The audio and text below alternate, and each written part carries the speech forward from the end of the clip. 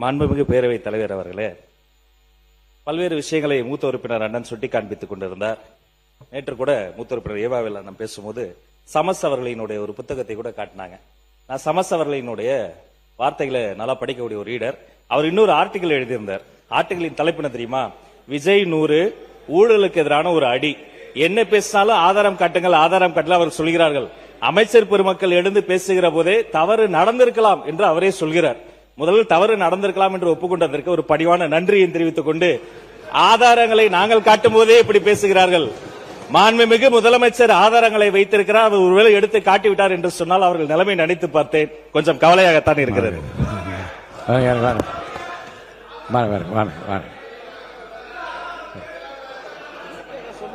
ஆதாரம் ஆதாரம் மாண்புமிகு முதலமைச்சர் உட்காருங்க. மாண்புமிகு முதலமைச்சர் உட்காருங்க. உட்காருங்க உட்காருங்க மாண்புமிகு முதலமைச்சர் உட்காருங்க. உட்காருங்க உட்காருங்க உட்காருங்க. இருங்க ஆதாரம் இருக்கான்னு கேட்டீங்க. திடீரென்று முதலமைச்சர் எந்திரிச்சு பேச முற்படுறாங்க. அப்ப திருப்பி எதுக்காக நீங்க கத்திட்டு? உட்காருங்க, தயவு செய்து உட்காருங்க, எழுந்திருக்காதீங்க. மாண்புமிகு முதலமைச்சர் அவர்கள். மாண்புமிகு பேரவைத் தலைவர் அவர்களே, நான் அதை சொல்ல வேணான்னு தான் நினைச்சேன். ஆதாரம்னு கேட்குறாங்க.